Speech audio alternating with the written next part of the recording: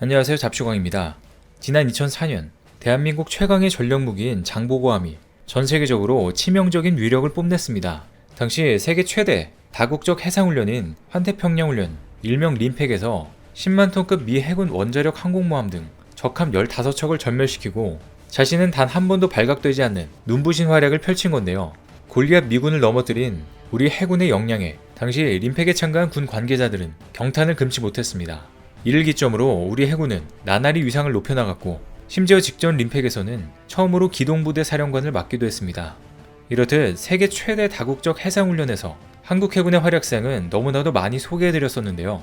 그런데 올해 참가하는 림팩에는 그동안 림팩에서 볼 수 없었던 한국의 비밀병기들을 볼 수 있다고 합니다.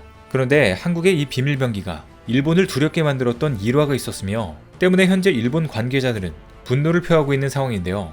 어떤 일인지 이와 관련해서 자세히 알아보겠습니다.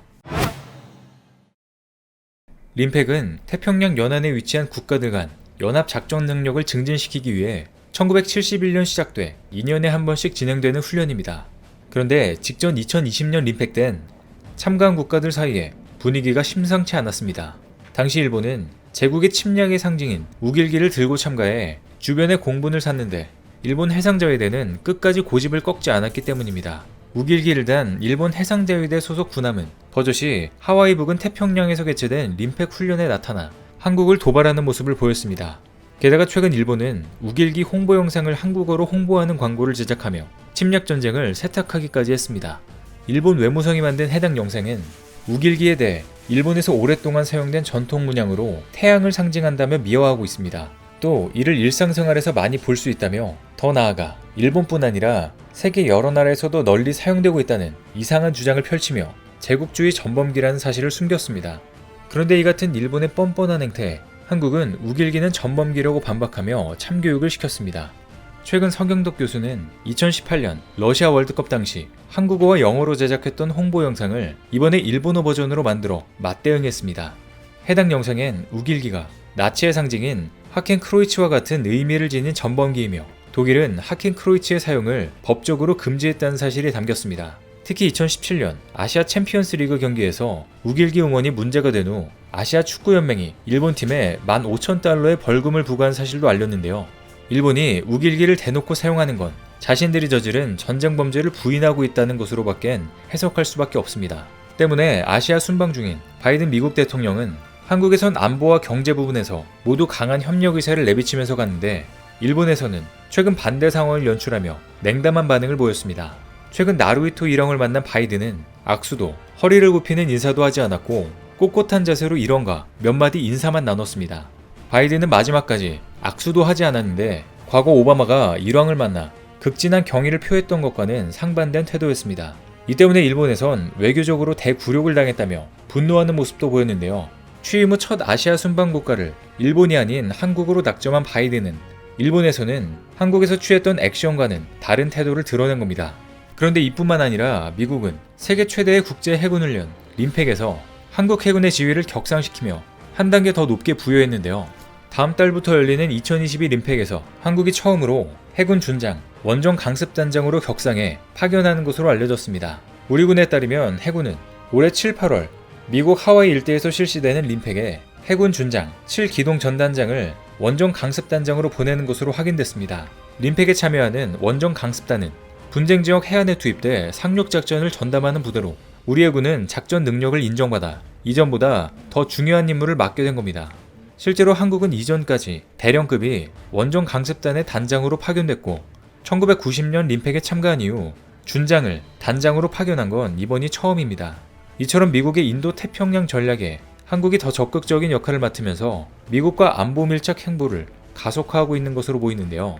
이에 우리 해군은 이번 림팩에서 처음으로 강습 상륙함인 14,500톤급 마라도함과 214급 잠수함을 파견하기로 했습니다. 국방부에 따르면 해군은 그동안 림팩에 파견했던 209급 잠수함 대신 214급 9번함 신돌석함을 보내기로 했는데요. 2017년 진수한 신돌석함은 수중에서 최대 20노트의 속력으로 기동할 수 있습니다. 대함전과 대잠수함전, 공격기뢰 부설 등 임무를 수행하며 적의 핵심 시설에 대한 장거리 정밀 타격이 가능한 사거리 1000km의 국산 순항미사일을 탑재하고 있습니다.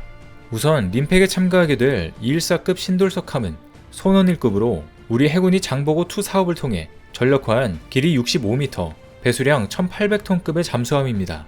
손원 1급은 배터리 충전을 위해 수면으로 부상해야 하는 장보고급과는 달리 보조 추진 체계인 AIP를 탑재해 자망 시간을 늘리고 적으로부터 탐지될 가능성이 낮은 게 특징입니다.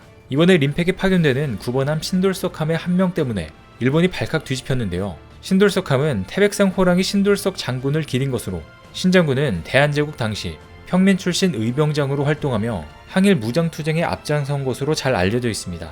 항일운동을 펼친 의병장 이름을 한 명으로 제정한 건 신돌석함이 처음인데요. 그런데 신돌석이 의병활동을 했던 당시 일본은 그의 이름만 듣기만 해도 치를 떠는 등 일본군 경계대상 1호였던 것으로 전해집니다. 한 일화에 따르면 일제가 전선을 잇는 작업을 하고 있던 중 나타난 신돌석이 단숨에 총을 가진 외병들을 때려 눕힌 뒤 나무 전신줄을 여러 개 뽑아서 패대기 치고 사라졌다고 하는 일화가 있는데요. 그의 병력은 산악지역에서 주로 유격전을 펼치며 지세에 능하지 못한 일본군을 상대로 큰 성과를 보였습니다. 이렇게 신돌석은 1896년 시작한 의병활동을 시작으로 그 능력을 인정받아 자연스럽게 추대됐는데 신출귀몰한 그의 작전에 경악한 일본은 그를 크게 경계해 엄청난 현상금까지 걸 정도였습니다. 그래서 신돌석함은 그 이름만으로도 일본에게 충격을 안겨주기에 충분한데요. 신돌석함은 지난 2017년 진수돼 우리 해군에서 운용 중입니다. 대함전 및 대잠수함전, 공격기뢰 부설 임무를 수행하며 해양수호의 중추적인 역할을 담당하고 있는데요. 이로써 우리 해군은 신돌석함을 마지막으로 214급 잠수함인 장보고2 건조 사업을 마무리하고 장보고급 잠수함과 손원 1급 잠수함 등 총 18척의 잠수함을 확보하게 됐습니다. 장보고2급 잠수함의 경우 최근 진행된 품질 인증 사격 시험에서 발사된 중어뢰2 범상어가 표적의 명중함으로써 품질 우수성도 검증됐는데요. 중어뢰2 범상어는 적함정을 공격하는 수중 유도 무기로 기존 중어뢰보다 속도, 탐지 및 사거리를 향상시켜 2019년 국내 개발에 성공했습니다. 이번 사격이 성공적으로 완료됨에 따라 범상어는 곧 전력화에 돌입하게 될 것으로 보이는데요. 이뿐만 아니라 신돌석함은 조만간에 있을 림팩에 참가해 또 한 번 일본을 크게 당황시킬 것으로 보입니다. 신돌석함에 무장된 미사일의 경우 사거리 1000km에 달하는 잠대지 미사일로 이는 현무3의 잠대지 버전입니다. 현무3는 현무 시리즈 중 유일한 순항 미사일로 적의 목표 지점을 정밀 타격하는데 잠대지형으로도 개조돼 손원 1급 잠수함에 탑재됐습니다. 이것이 해성3로 이는 손원 1급 5번함 윤봉기함에 최초로 배치됐습니다.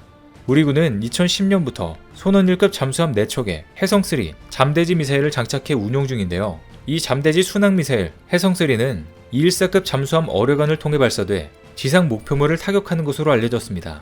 지상에서 50에서 100m 정도의 고도를 유지하며 빠른 속도로 비행해 적군이 요격하기 힘들고 관성 항법 장치 등을 갖춰 오차 범위가 3m 이내일 정도로 정확성을 자랑합니다.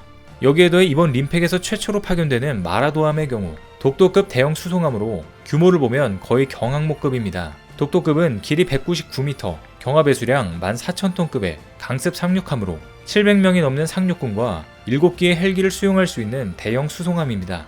전시에는 상륙 기동부대의 기함이 돼 상륙 작전을 통제하는 지휘함의 기능을 수행하는 것으로 알려져 있습니다. 이런 독도급과 동급으로 분류된 마라도함은 사실 독도함보다 성능이 더 탁월한데요. 실제로 마라도함은 독도함보다 성능을 배로 높였으며 이로 인해 우리 군은 마라도함을 건조하면서 경항모 기술을 축적할 수 있었습니다. 마라도함의 무게는 19,000톤, 길이는 199.4m에 최대 속력은 43km까지 가능하며 규모가 큰 만큼 총 1000여 명의 병력과 장갑차, 차량을 실을 수 있는데요. 또 헬기와 공기부양정 2대도 탑재할 수 있는 등 규모로 보면 작은 항공모함급으로 때문에 마라도함을 경항모로 분류하는 시각도 있습니다. 이렇게 사실상 경항모급인 마라도함과 신돌석함 등 비밀병기들이 이번 림팩에 참가하기로 하면서 우길기를 달고 나온 일본을 바짝 긴장시키고 있는데요. 우리 해군이 보유한 뛰어난 임무 수행 능력을 바탕으로 일본의 코를 납작하게 만들 일이 얼마 남지 않은 것으로 보입니다. 오늘 준비한 소식은 여기까지입니다. 댓글을 통한 여러분들의 많은 의견 기다리겠습니다. 시청해주셔서 감사합니다.